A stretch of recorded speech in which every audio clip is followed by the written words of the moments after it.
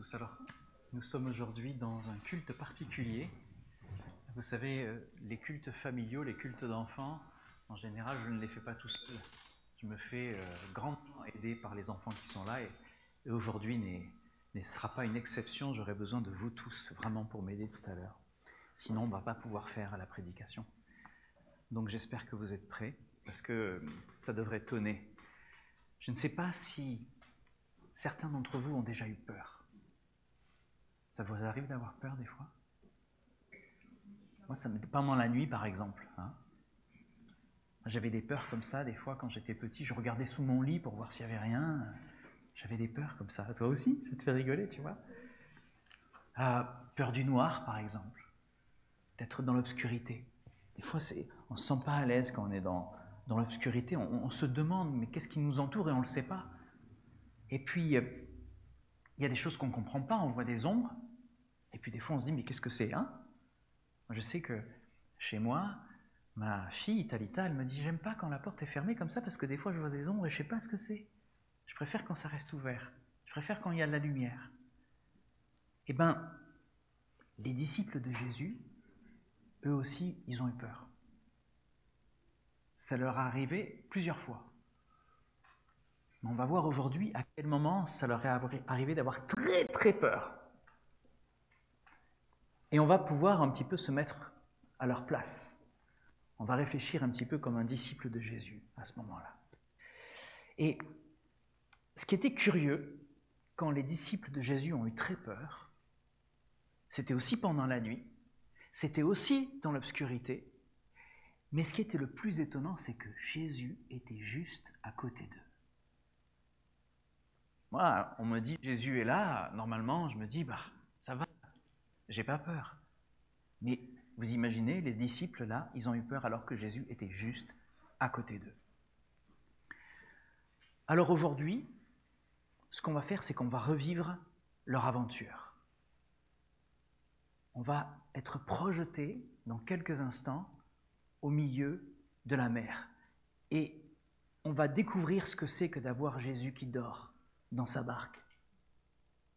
Est-ce que vous êtes prêts? On va partir en bateau. Alors, je vais vous lire l'histoire, d'accord? Mais pour que l'histoire soit vraiment, vraiment prenante, on a besoin de quoi, si c'est sur la mer? On a besoin d'eau, c'est ça? On a besoin de quoi? On a besoin de... Mais Mathieu, tu as tout compris, on a besoin de vagues, c'est ça? Regardez, j'ai apporté des vagues terribles. Et ces vagues vont être absolument terribles et j'ai besoin de vous pour faire les vagues aussi. Mais j'ai besoin de quelques disciples qui seront dans le bateau. J'aurai aussi besoin de Jésus dans le bateau.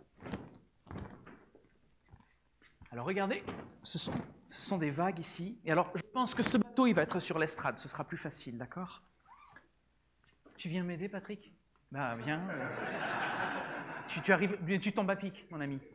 Tiens, regarde, vas-y, tire ces vagues-là un petit peu, voilà. Tire-les vers toi un petit peu. Non, c'était dans le bon sens, voilà. Comme ça. Laisse-les un petit peu ici, sur l'estrade, et on va les faire tomber un peu par là, les vagues. Comme ça, voilà, reste là où tu es.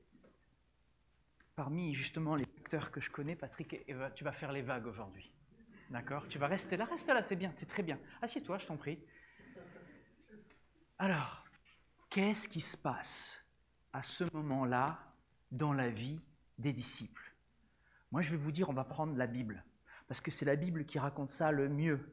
Ça raconte encore mieux que moi, d'accord? Et tout ça, ça se passe dans Matthieu, Marc et Luc. Mais on va regarder ce qui se passe dans Marc en particulier, d'accord? Alors, Marc, j'aime beaucoup, parce qu'il raconte des histoires de manière à ce que ce soit surprenant. Je ne sais pas si vous avez remarqué, mais Matthieu et Luc, eux, quand ils démarrent l'histoire, ils commencent par la généalogie. Alors, il y avait le père du fils, du père du fils, et puis le fils du père, c'était lui, etc. Et il fait ça, il fait 14 généalogies, il le fait 3 fois, enfin c'est long, il y en a qui s'endorment. Mais Marc, dès qu'il démarre l'évangile, il dit « et tout à coup, et soudainement, et il est arrivé que ». Et Marc, sans arrêt, il nous met dans l'action en fait. Parce que qu'est-ce qu'il veut prouver Marc par rapport aux autres disciples, aux autres évangélistes? Il veut dire que Jésus, c'est le Messie qui devait arriver. C'est celui qui devait arriver et nous libérer. Et donc, c'est rempli d'action, tout le temps. Et c'est ce que fait Marc, il nous montre que Jésus est justement celui que tout Israël attendait et qu'il répond à toutes les attentes. Alors, je vais vous parler de ce qu'il y a autour de cette histoire de la mer, d'accord? Parce que si on veut bien comprendre un passage, il faut le prendre dans son contexte. Tout le monde dit contexte. Tout le monde dit contexte. Très bien, Mathieu, contexte. C'est important le contexte, parce que si on regarde juste cette histoire-là avec la barque, on ne va pas tout comprendre. Mais si on regarde ce qu'il y a avant et ce qu'il y a après, on va se dire, ok, je comprends mieux cette histoire. Ici, Jésus parle de paraboles. Vous savez, il raconte des histoires, beaucoup d'histoires, Jésus. Super intéressantes, mais des fois un petit peu mystérieuses. Il faut deviner ce qu'il dit, il faut bien réfléchir, il faut bien chercher, et c'est comme ça qu'on trouve. Et juste après avoir expliqué les paraboles, pour expliquer d'où vient la foi, eh bien, on va voir que la foi, eh bien, les disciples vont en avoir grandement besoin. Et il va parler de la parabole du grain de moutarde juste avant. Vous savez, cette foi, on le compare à cette toute petite... Vous avez vu une graine de moutarde déjà? Non? Est-ce que vous avez vu des lentilles? Ok. Eh bien, une graine de moutarde, c'est 4 fois plus petit qu'une lentille. Et vous imaginez la taille? C'est vraiment tout petit. Pourtant, quand vous avez fait pousser des lentilles déjà? Oui, à l'école, on fait souvent pousser des lentilles. Hein. On a tous fait ça? On a tous fait pousser des lentilles avec... Très bien. Quand ça pousse une lentille, ça devient grand comment? Oui, tu as raison, c'est tout petit. C'est tout petit, ça pousse comme ça, alors tu te dis, waouh, j'ai fait pousser des choses et c'est tout petit. Mais une graine de moutarde, quand on la plante et qu'on attend un peu, vous savez, jusqu'où ça monte? Ça devient comme ça. Ça devient comme un petit arbre. C'est super utile, les moutardes, les grains de moutarde, parce que ça devient des grands arbres comme ça fait plein d'autres grains de moutarde, mais aussi on peut le couper, et puis ça retombe par terre, et puis ça nourrit la terre. Enfin, c'est extraordinaire, les grains de moutarde. Mais Jésus, il dit que la foi, c'est comme un grain de moutarde. Pourquoi? Parce que c'est la plus petite graine, mais elle grandit, elle fait des choses assez extraordinaires. Eh bien, c'est de ça dont Jésus veut nous parler aujourd'hui. Il veut nous dire que quand on doute, quand on a peur, on a besoin de foi. Et cette foi, elle va produire des choses extraordinaires. Et donc, juste après avoir parlé du grain de moutarde, il va nous parler que Jésus est d'abord plus fort que la tempête, il est plus fort que les démons, ça c'est en Marc 5, et ensuite on voit qu'il est plus fort que la maladie et que la mort. Ce que Marc est en train de nous raconter, c'est que Jésus est vraiment celui qui fait des miracles et qu'on attendait, et qu'il est plus fort que tout. Jésus est plus fort que... Oh. Bon, c'est dimanche après-midi. Ah voilà, Jésus est plus fort que... Amen, mais voilà. À celui qui croit. Alors, je vous ai dit qu'on allait revivre cette histoire. Je vais la lire, on va prendre Marc, on va prendre ce passage à partir du verset 35. Okay, c'est de 35 à 41. Vous êtes prêts? Très bien, doucement. Pour l'instant, on va pas faire ça tout de suite, on va voir la barque après, etc. J'aurai besoin de disciples, j'aurai besoin de vagues, j'aurai besoin de Jésus, surtout. Hein? Et on va prier avant de lire ce passage, d'accord? Parce que je crois que quand on prie, on croit vraiment ici que quand on prie et qu'après on lit la Bible, Jésus nous montre ce qu'on doit comprendre. Voilà. Seigneur, nous voulons te bénir, nous voulons te remercier. Nous voulons te remercier parce que tu nous as donné ta parole et c'est un vrai cadeau. C'est ce qui va permettre d'arroser ce petit grain de moutarde qui est dans notre cœur et de faire grandir cette foi que tu attends de nous, Seigneur. Mais ça va faire aussi grandir notre joie de te connaître, notre plaisir de marcher avec toi, Seigneur. On te demande que ces versets que l'on va lire nous parlent personnellement à chacun, que l'on ait 2 ans, qu'on ait 92 ans. Je te remercie, Seigneur, pour ta grâce, au nom de Jésus. Amen. Matthieu 4, verset 35. Ce jour-là, quand le soir fut venu, Jésus dit à ses disciples, « Passons de l'autre côté du lac. » Ils laissèrent la foule et emmenèrent Jésus sur le lac dans la barque où il se trouvait.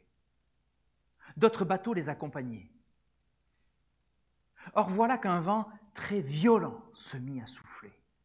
Les vagues se jetaient contre la barque qui se remplissait d'eau. Lui, à l'arrière, dormait, la tête sur le coussin. Les disciples le réveillèrent et crièrent « Maître, Maître, nous sommes perdus et tu ne t'en soucies pas ?» Il se réveilla et parla sévèrement au vent et ordonna au lac « Silence, tais-toi !»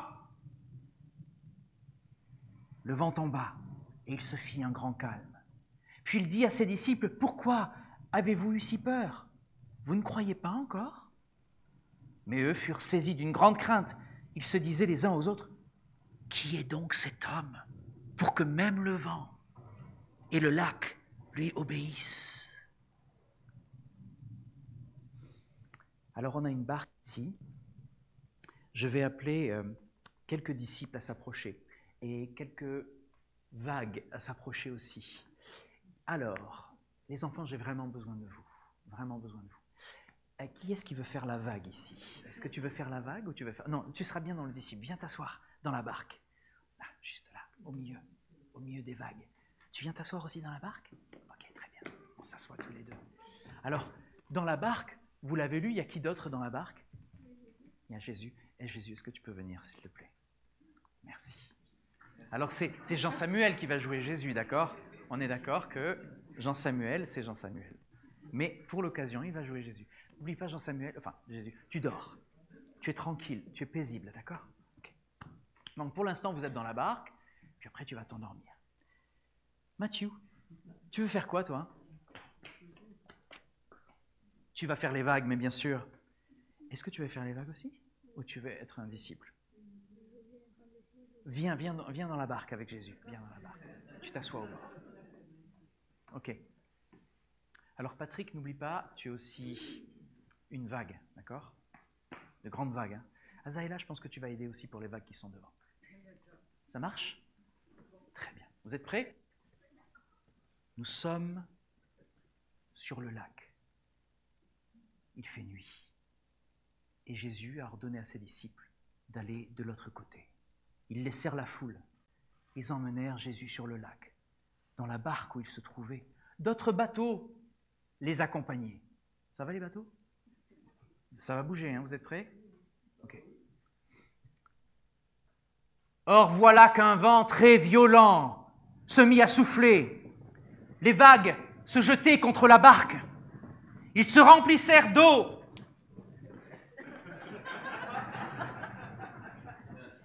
Vous sentez bien l'eau, hein? Lui, à l'arrière, dormait. Regardez comme il est paisible. Les vagues un petit peu plus, s'il vous plaît, là, parce que là, c'est... Ah, voilà, les vagues! Les disciples se réveillèrent. Réveillez-vous! Et criez vers Jésus.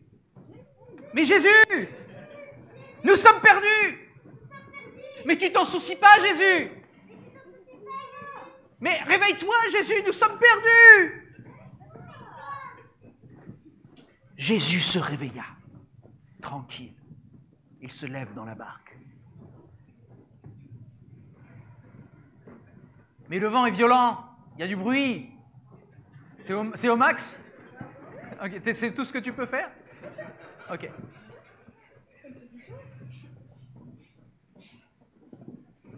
Il se réveilla, parla sévèrement au vent et ordonna au lac « Silence, tais-toi !» Silence, tais-toi !» Plus fort, plus fort. Silence! Tais-toi!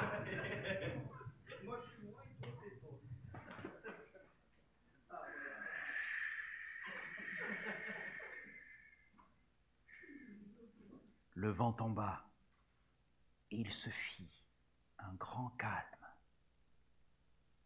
Puis il dit à ses disciples, « Pourquoi avez-vous eu si peur? Vous ne croyez pas encore? Alors regardez comme Jésus est adorable. Il n'est pas en colère contre eux. Il leur dit pas, mais vous n'avez pas la foi. Il leur dit juste, vous avez la foi, mais qu'est-ce que vous en faites?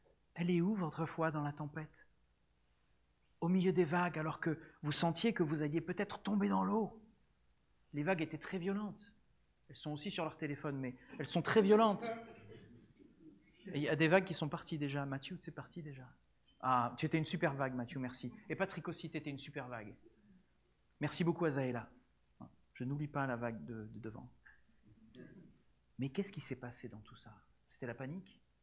Et toi, tu dormais. Mais pourquoi est-ce que tu dormais? Je vais poser la question. Qui est-ce qui a créé la terre? Dieu.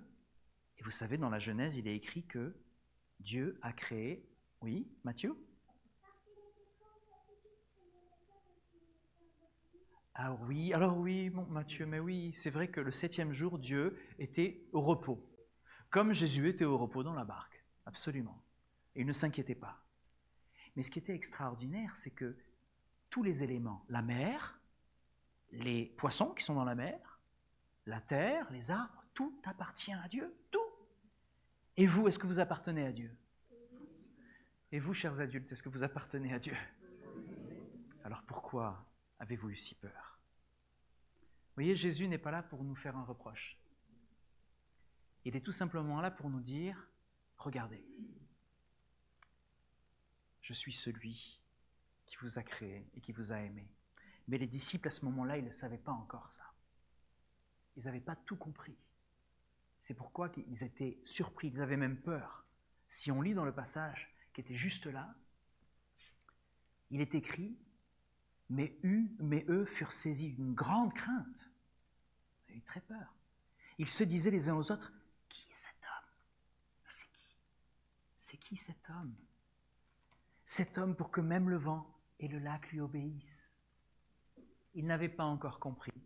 Et peut-être que dans notre vie de tous les jours, nous aussi, on n'a pas encore totalement compris à quel point Jésus est tout-puissant avec nous et pour nous, si toutefois on lui fait confiance.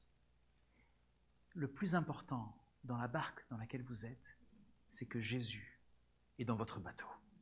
On va revenir dessus juste après. Mais tu peux aller t'asseoir, je t'en prie, sinon je sais que tu vas te fatiguer. Vous pouvez rester là, hein, si vous voulez. Vous êtes bien dans la barque? Vous pouvez rester là, il n'y a pas de souci.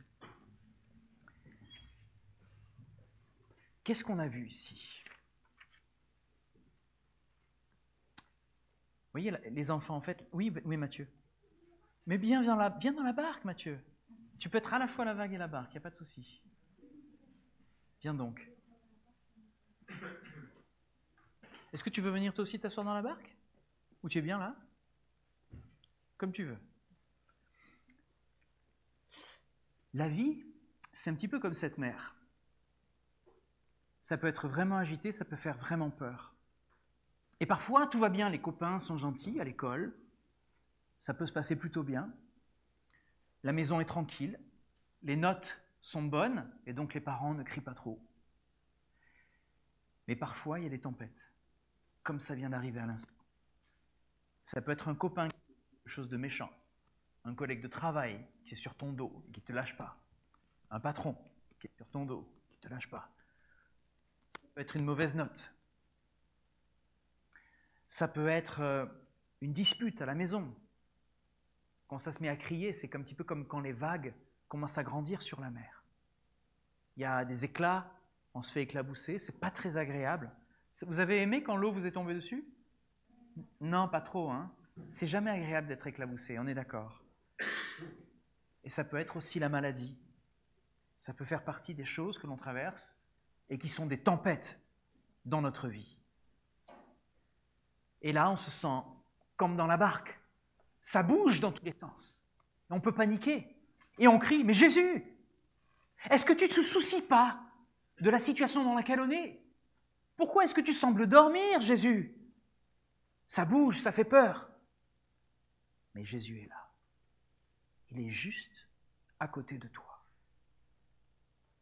Et là, tu peux te dire, mais même si j'ai peur, Jésus est plus fort que la tempête. N'importe quelle tempête que vous traversez. On va répéter. Même si j'ai peur, oui.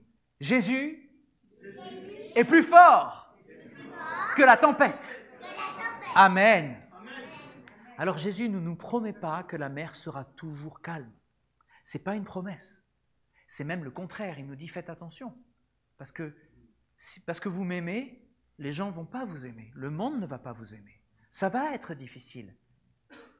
Et là, c'est Matthieu qui nous dit que Jésus s'appelle Emmanuel. Emmanuel, ça veut dire quoi? C'était aux enfants que je parlais, mais les enfants, grands enfants, peuvent répondre aussi, c'est très bien. Regardez, c'est marqué ici. En plus, on a triché. Emmanuel, Dieu avec nous. Et en anglais, Emmanuel, God with us. On l'a traduit dans toutes les langues parce que la bonne nouvelle, c'est que Jésus est avec nous. Et Matthieu, oui, c'est pas toi, Matthieu, c'est celui qui a écrit la Bible. Mais tu vois, mais tu parles anglais toi aussi. Ben oui.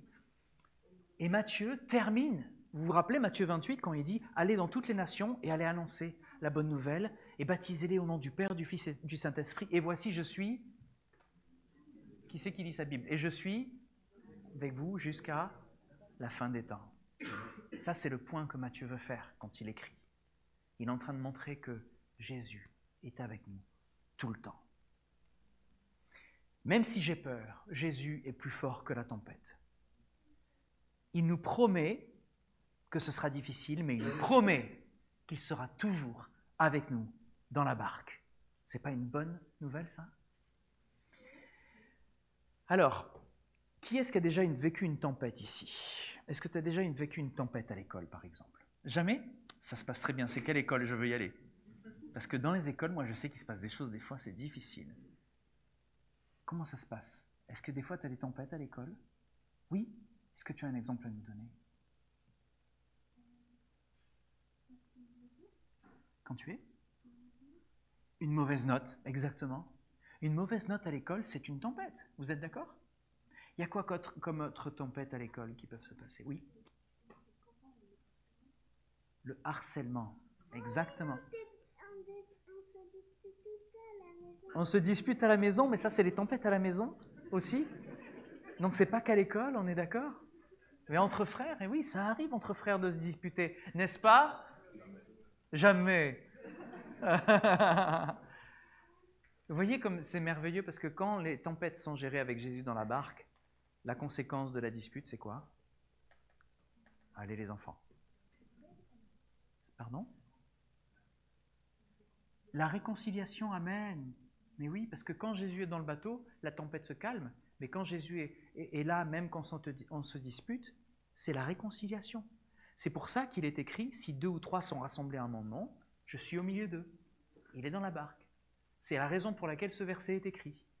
Quand il y a une dispute, Jésus est au milieu de nous et il nous aide dans les réconciliations, même quand on se dispute avec son frère. Surtout quand on se dispute avec son frère. Quand il y a une tempête comme ça, une mauvaise note, ou quand il y a un problème, ou à l'école, quelqu'un vient nous harceler, comme tu le disais à l'instant, hein, Alexandre. Il y en a des problèmes avec la police. Avec la police aussi. Oui, et si on ment, en prison. Et si on ment, on va en prison. Si les choses sont justes, ça devrait se passer comme ça. Je suis d'accord. Je suis absolument d'accord. Ça devrait se passer comme ça. Mais dans ces moments-là, qu'est-ce qu'on peut faire? Quand la tempête arrive, qu'on a de mauvaises notes, qu'on a des disputes, que les choses semblent nous tomber dessus, que les vagues semblent nous recouvrir comme ça, nous tomber dessus et nous arroser, qu'est-ce qui se passe? Qu'est-ce qu'on doit faire? Qu'est-ce qu'on a fait tout à l'heure? Oui? On va garder notre calme? Et prier. Mais c'est que des bonnes réponses.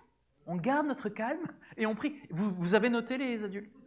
Parce que là, on nous enseigne. Quand il y a la tempête, et d'ailleurs vous étiez très calme, j'ai trouvé, jusqu'à ce qu'on crie vers Jésus, mais je sais que vous êtes en sécurité ici. On reste calme et on prie. C'est une réponse qui est assez complète. Souvent, ils font un t-shirt avec keep calm and pray. Hein? Restez calme et priez, hein, souvent. Et c'est tellement encourageant ce que vous venez de nous dire là. Parce que si vous avez compris ça, à combien plus forte raison, nous, en tant qu'adultes, on devrait non seulement le comprendre, mais surtout l'appliquer, le faire. Ouais. Oui, on peut prier Jésus. Oui, on peut lui parler dans la tempête, parce qu'il nous entend. Il dit que la parole dit qu'il entend les cris de ses enfants. Et on est tous des enfants devant le Seigneur, parce que c'est le Père. On peut lui faire confiance. Alors comment on pourrait se souvenir là, de ce qu'on vient de dire?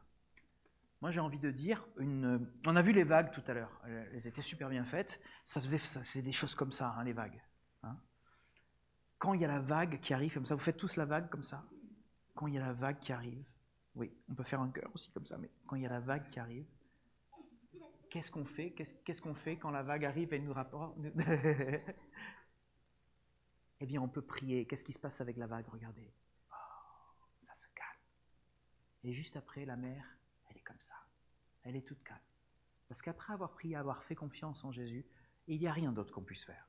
Simplement lui faire confiance. Et parce qu'on lui fait confiance, toutes les restes s'alignent. Parce qu'il n'est pas un homme pour mentir. Il est celui qui nous a créés, celui qui nous aime, celui qui nous a appelés à le connaître et à marcher avec lui, à flotter avec lui-même. Et si on a compris que dans ces tempêtes-là, on peut lui faire confiance comme un enfant fait confiance à ses parents pour recevoir de bonnes choses, nous pouvons faire confiance au Père pour recevoir de bonnes choses. Alors on a vu que la vague s'est calmée tout doucement quand on a prié. Et là on peut dire ensemble, Jésus, je te fais confiance. On le dit ensemble? Jésus, je te fais confiance. On peut le refaire? Jésus, je te fais confiance. Ah oui, alors souvenez-vous, quand les vagues sont fortes, quand tu es triste, que tu ramènes peut-être une mauvaise note à la maison, tu ne vas pas cacher ce qui se passe. Tu vas pas, même si quelqu'un t'embête à l'école, il ne faut surtout pas le garder pour toi. Il ne faut surtout pas le cacher. Quand il y a une tempête, on en parle. Oui? Il faut le dire à la maîtresse, il faut le dire à ses parents. Je vois qu'il y a eu des formations là où il était, et c'est excellent. C'est exactement ça. Il faut dire à la maîtresse, il faut le dire à ses parents. Et pour nous, on n'a pas de maîtresse, si tout va bien. Hein. On n'a pas de maîtresse. Les gars, calmez-vous. Si, on a des parents, et surtout on a des frères et sœurs en Christ avec qui on peut parler. On a des frères et sœurs avec qui on peut partager. Et donc on le dit à nos frères et sœurs, et on le dit à notre Père qui est dans les cieux. Et c'est là que tu sais qu'il est dans ta barque. Et c'est là que tu sais sa parole peut calmer. Parce que quand vous parlez avec votre papa ou votre maman après, qu'il s'est passé quelque chose de difficile et de grave, en général, qu'est-ce qui se passe quand votre papa et votre maman vous parlent? Comment ça se passe? C'est plutôt tranquille? Moi, je sais que quand je parle avec mes parents, ils me rassurent. En fait, ils essaient, en tout cas, de me rassurer. C'est notre rôle, en fait, de rassurer. Et je sais que notre Père, comment il fait pour nous rassurer? Notre Dieu qui est dans les cieux, comment est-ce qu'il fait pour nous rassurer? Comment est-ce qu'on l'entend nous parler, d'ailleurs? Vous le savez? Non? Comment est-ce qu'on entend Dieu nous parler? C'est une des manières dont il parle. Hein? Comment est-ce qu'on peut savoir ce qu'il dit? Lire la Bible, exactement. Encore une bonne réponse.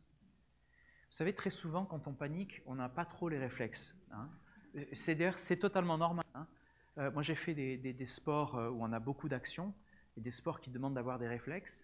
Et l'instructeur nous disait toujours, là, on apprend à faire ces gestes, on apprend à les faire machinalement, mais quand la panique va arriver, ne vous inquiétez pas, vous allez tout oublier. C'est pour ça qu'on pratique, on ne s'arrête pas de pratiquer, parce qu'il faut que ça devienne un véritable réflexe, pour que quand la panique arrive, on sache tout de suite quoi faire.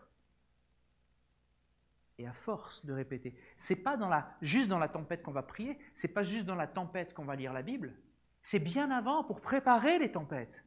Vous comprenez? Vous ne pourrez pas les empêcher, les tempêtes. Vous ne pourrez pas empêcher les imprévus. Et très souvent, on vient à la foi, et merci Seigneur qu'on vient à la foi à cause des problèmes. Combien sont là et sont venus à la foi parce qu'ils sont passés par des choses très difficiles? Je ne sais pas, peut-être vous pouvez lever la main, des personnes qui sont passées, oui, par des étapes très très dures de la vie. Je vois des mains se lever, donc c'est le cas. Mais il est tellement plus sage de venir à Dieu dans le calme, quand il nous enseigne, quand il vient nourrir les foules, quand on peut tout simplement s'asseoir avec lui sur le fauteuil ou sur l'estrade, là on ouvre la Bible et puis on lit, et là on entend Dieu nous parler. Et là il nous dit, je suis avec toi, je ne suis pas contre toi, je suis avec toi jusqu'à la fin des temps. J'ai créé plein d'œuvres bonnes pour que tu puisses les accomplir avec moi. À chaque fois que vous allez lire la parole, vous allez entendre le Seigneur vous parler et vous dire combien vous êtes précieux, combien il vous aime, combien il a pris sur lui toutes vos fautes pour que vous puissiez courir à lui quand les choses ne vont pas. Trop souvent, quand on a des mauvaises notes, qu'est-ce qu'on a envie de faire quand on rentre à la maison avec des mauvaises notes? On a envie de les cacher? Eh bien, tu sais quoi? C'est exactement pareil avec le péché. Quand on a fait des bêtises, on a envie de les cacher. On n'a pas envie d'aller vers le Père et lui dire « Regarde ma note », n'est-ce pas? Eh bien, c'est exactement le contraire qu'il faut faire. Quand on a des mauvaises notes, et vos parents, écoutez bien les parents, quand on a des mauvaises notes et qu'on arrive, c'est le moment où on peut apprendre à nos enfants. Ce n'est pas le moment où on va leur dire « Alors !» C'est le moment où on peut leur dire « Viens, on va s'asseoir, on va régler ce problème ensemble. On va y aller. » Et si moi je ne peux pas, je n'ai pas trop le temps, on va appeler un frère et sœur qui est bon en maths. Qui c'est qui est bon en maths? Jésus, tu es bon en maths? Jean-Samuel, pardon. Je suis bon en maths. Eh bien, tu peux aider quelqu'un qui a des problèmes de maths. Tu vois, ok. Voilà. Donc, est-ce que quelqu'un a un problème de maths? Parce que j'ai Mathieu là qui peut... On est là les uns pour les autres, on n'est pas là pour cacher les problèmes et encore moins les péchés. Si vous bataillez et que les tempêtes arrivent tout le temps dans votre vie, mais vous savez au fond que cette tempête est là, parce qu'il y a quelque chose, vous êtes trop souvent en plein milieu de la nuit dans la barque et vous partez au moment où il fait du vent. Quelque part, vous vous dites, je sais que la tempête devait venir parce que je l'ai un petit peu cherché, etc. Mais je n'ai pas pu m'en empêcher. Eh bien, vous inquiétez pas, on est humain, on est pêcheur. Ça se comprend. Enfin, pêcheur, oui, pêcheur. Qui part sur la barque, oui, on peut partir en tant que pêcheur et on est appelé par la mer, oui. Mais en tant que pêcheur, souvent, on est appelé par le péché et des fois, on ne peut pas s'en empêcher. Mais il y a un remède à ça. C'est la sagesse. La sagesse nous dit quand tu fais quelque chose qui ne va pas, quand tu as une habitude qui est très difficile et dont tu ne peux pas te débarrasser, qui ne va pas, tu vas voir les frères et sœurs, tu vas voir les anciens, tu pries et tu t'attends à ce que le Seigneur fasse quelque chose de nouveau dans ta vie. Et si tu es sérieux, et si tu ne lâches pas l'affaire, le Seigneur n'est pas un homme pour mentir. Il ira jusqu'au bout. Et vous savez, très souvent, on manque de sagesse. Et Jacques nous dit, venez vers le Seigneur. Parce qu'il donne la sagesse avec abondance, sans retenue, à tout ce qu'il la demande. Mais souvent, quand on a la sagesse, après on se dit, mais qu'est-ce que... T'as eu déjà des problèmes de maths, Mathieu, ou tout va bien, Mathieu? Les maths, ça passe très bien avec toi. Très bien. Mais pourquoi est-ce qu'on est bon en maths? Parce qu'on apprend, mais qu'est-ce qu'on fait pour être encore meilleur en maths? On fait des exercices, exactement. Et on n'arrête pas de faire les exercices, on est d'accord? On s'entraîne. Et bien ça s'appelle la discipline. Et avec la discipline, le Seigneur peut nous enseigner. Sans discipline, eh bien on a des mauvais résultats en maths. Enfin, on pêche quoi. On rate la cible. Et pour ça, les amis, on n'est pas, à 99%, l'homme n'est pas discipliné. Il y a des raretés sur Terre qu'on trouve admirables, mais à la base, on n'a pas trop envie de se coller à quelque chose qui est difficile. Une fois de plus, je vous le dis, on a besoin les uns des autres. On n'est pas tout seul dans la barque. Jésus est là et les frères et sœurs sont là. Je me suis toujours demandé comment ça s'est passé pour les autres barques qui étaient autour. Parce qu'elles n'ont pas crié vers Jésus, elles ne savaient même pas qu'il était là. Vous avez lu le passage? Ça ne vous a pas surpris tout à l'heure? Souvent, on imagine juste la barque des disciples. Ils laissèrent la foule et emmenèrent Jésus sur le lac, dans la barque où il se trouvait. D'autres bateaux les accompagnaient. On n'en parle pas des autres bateaux. Mais les autres bateaux, quand la tempête s'est arrêtée, ils en ont aussi profité. Votre foi, votre calme, Jésus dans votre barque, peut apaiser la tempête des gens qui sont autour de vous. Votre discipline, votre sérieux, votre vie devant le Seigneur peut changer le quotidien des gens qui sont autour de vous. Très souvent, ils vont venir vers vous en disant « Mais comment tu peux garder ton calme? Comment est-ce que, quand je viens te voir, ça m'apaise de parler avec toi ?» Je suis sûr qu'il y a des gens dans votre bureau, ils viennent vous voir, ils parlent avec vous, ils sont attirés comme par un aimant. Parce qu'il y a le parfum de Jésus. Eh bien, travaillons ce parfum. Invitons Jésus tout le temps dans notre barque. Tout le temps.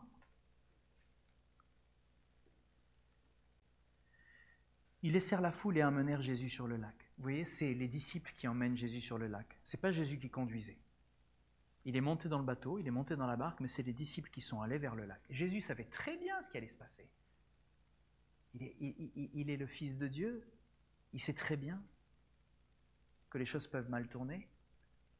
Et si, dans votre barque, vous avez l'assurance que Jésus est avec vous, et vous en avez l'assurance quand, justement, vous lisez la parole, vous priez les uns avec les autres, vous ne pouvez pas ne pas avoir l'assurance. Jésus n'est pas un homme pour mentir. Et même quand vous vous dites « mais c'est ma faute, j'ai fait une bêtise, etc. » mais Jésus est quand même là. Il est quand même là. Et il ne vous juge pas. Vous avez entendu sa douce voix tout à l'heure qui disait « Pourquoi est-ce que vous avez eu peur? Est-ce que vous ne croyez pas encore ?» Jésus ne nous juge pas. Il est venu sauver. Voyez? Alors on arrive un petit peu vers la fin du message. Je vous invite à faire quelque chose qui ne peut que venir de Dieu, c'est la prière. Je vous invite à prier parce que je ne sais pas comment se passe votre mois d'octobre, votre mois de novembre, je ne sais pas comment se passe votre fin d'année. En ce moment, je vois qu'il y a beaucoup d'efforts justement à l'école, beaucoup d'efforts au travail, je vois beaucoup de fatigue. Il y a le soleil qui est plus trop là, et donc on voit qu'il y a les humeurs qui descendent un petit peu. Et c'est naturel, vous savez, on est fait pour être au soleil en général, et là c'est la période de l'année où ça devient assez dur. Mais ce n'est pas le moment où on va se relâcher. Je sais que c'est la tempête, je sais, on le voit. Des tempêtes des fois beaucoup plus dures pour certains que pour d'autres, parce que vous traversez des moments terribles. Mais Jésus est là. Et il est là, il s'exprime au travers chacun d'entre vous. Vous savez, on a vécu un week-end avec les jeunes, avec les ados, qui est absolument fabuleux. Et c'était des jeunes qui encourageaient nos ados. Et si les jeunes encourageaient nos ados, c'est parce que vous avez encouragé les jeunes qui ont encouragé les ados. Vous voyez cette transmission? Et ça ne se fait que dans l'Église, ce genre de choses, cette fraternité. Ça se fait quand on est ensemble et qu'on s'encourage les uns les autres. Parce que quand Jésus va dire quelque chose, il le fait au travers de chacun d'entre nous. Voyez? Et quand on s'éloigne de l'Église, on se dit « mais je me sens tout sec, ça ne va plus, je ne me sens plus vraiment… » Mais c'est normal, c'est totalement normal, parce que tu n'as pas été appelé au Seigneur pour vivre à l'extérieur du corps de Christ. Le corps de Christ, c'est la famille. Alors oui, la tempête s'est calmée. Oui, les bateaux qui étaient autour, qui ne savaient même pas que Jésus était là, pour eux aussi, il y a eu le calme. Mais c'était grâce à la foi et à l'appel de ceux qui étaient dans la barque et qui ont dit « Jésus, Jésus fait quelque chose. » Et Jésus a fait quelque chose. Amen. Alors, je vais appeler le groupe de louanges parce qu'on va faire un chant qu'on a, je crois, jamais fait ici. Et que j'aime beaucoup. Et qui va vous réveiller. Et ce chant dit que même dans la tempête et même dans les vagues, Jésus, lui, dort au fond du bateau. Il y en a qui connaissent par cœur, hein? Il y en a qui ont aimé ce chant-là. Vous êtes prêts, l'équipe de louanges? Et j'aimerais que vraiment vous gardiez… Alors, on va faire du bruit, hein? Et les tambourins, c'est pas que pour les petits, hein? Prenez les tambourins. On va prendre ça, mais on va prier juste avant, d'accord? Parce que c'est la prière qui nous permet de vivre ces choses-là. Seigneur, merci pour ces tambourins, merci pour ces instruments de musique. Merci pour ta parole qui nous rappelle que tu es avec nous, même dans la tempête, surtout dans la tempête. Tu es dans la barque, Seigneur. Nous voulons te remercier, même pour les mauvaises notes, parce qu'elles nous permettent d'aller vers nos parents et de parler. Nous voulons te remercier même pour les tempêtes, parce que dans les tempêtes, nous voyons que tu es là, et ça renforce notre foi, notre persévérance. Et tu dis que nous sommes victorieux dans l'épreuve. Seigneur, nous voulons te bénir parce que ce n'est pas nous qui t'avons invité dans la barque, c'est toi qui as décidé de monter et de partager notre situation. Seigneur, c'est grâce à toi qu'on est là. Et nous n'avons pas peur des prochaines tempêtes, parce que nous avons confiance en toi. Merci Seigneur, parce que tu es dans notre bateau. Merci pour ta grâce sur chacun d'entre nous. Viens susciter cette foi, viens la faire grandir, comme ce petit grain de sénévé, ce grain de moutarde qui produit une grande plante. Nous avons tellement besoin, Seigneur, de toujours plus de foi, mais c'est toi qui l'arroses. Merci pour ta parole, merci pour la prière, merci pour la fraternité. Fais grandir tout cela, permets-nous, dans la tempête, de voir le lac se calmer et de voir les bateaux de tous nos amis autour de nous aussi profiter de cette paix que tu nous donnes par ta présence qui nous rassure. Merci pour ta grâce. Au nom puissant de Jésus. Amen. Vous êtes prêts? J'ai Jésus dans mon bateau.